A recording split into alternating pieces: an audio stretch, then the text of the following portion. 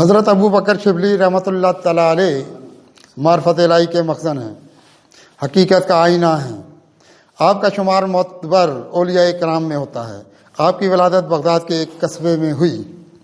آپ حضرت جنید بغدادی رحمۃ اللہ تعالیٰ علیہ کے دستے حق پرست پر بیعت ہوئے، انہی سے خرقہ خلافت بھی حاصل ہوا۔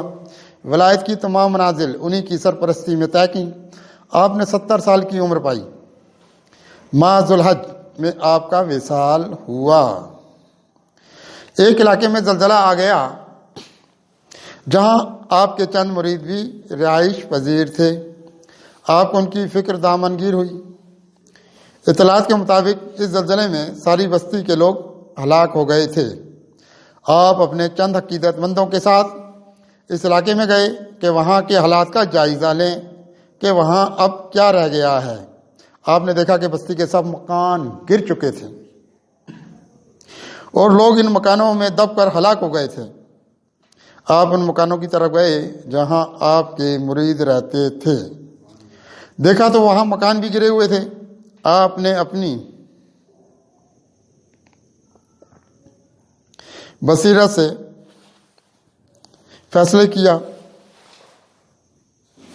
اور اپنے عقیدت مندوں کے ساتھ اپنے مریدوں اور ان کے گھر والوں کی لاشیں نکالنے پر مامور ہو گئے اور ساتھیوں سے کہا کہ ان کی لاشوں کو نکالا جائے۔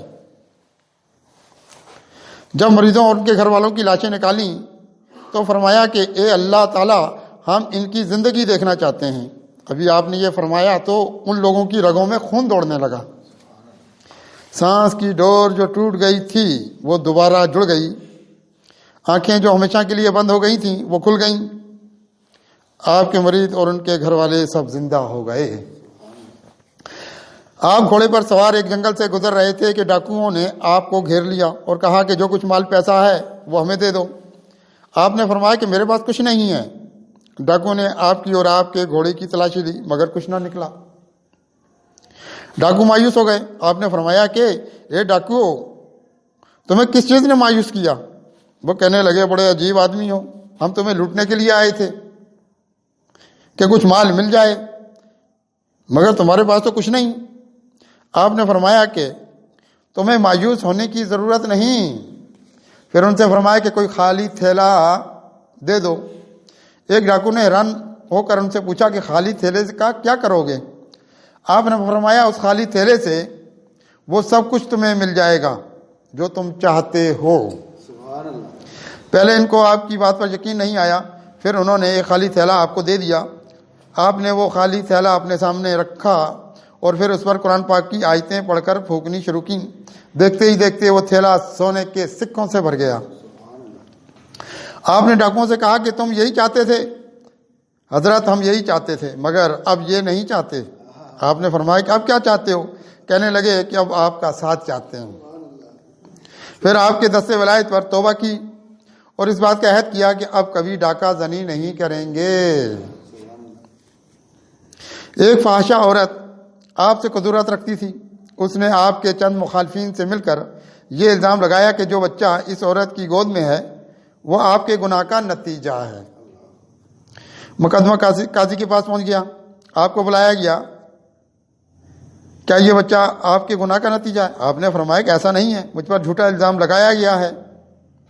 قاضی نے کہا کہ آپ یہ کیسے ثابت کر سکتے ہیں کہ ایسا نہیں، یہ صرف ایک الزام ہے۔ قاضی کی بات سن کر آپ جلال میں آ گئے اور فرمایا کہ قاضی تم خوب جانتے ہو میں کن لوگوں میں ہوں، میں کون ہوں۔ گناہ کرنا تو بڑی بات ہے، اللہ تعالیٰ مجھے گناہ کے قریب بھی نہیں جانے دیتا۔ آپ نے فرمایا کہ بچے سے معلوم کرو کہ اس کا باپ کون ہے۔ قاضی نے کہا نومولود بچہ کیسے بول سکتا ہے؟ آپ نے فرمایا کہ اللہ تعالیٰ اسے قوت گویائی عطا فرمائے گا اور سچ کو ظاہر کرے گا۔ قاضی نے بچے سے پوچھا تو بچہ بول پڑا کہ یہ میرا باپ نہیں، فلاں شخص میرا باپ ہے۔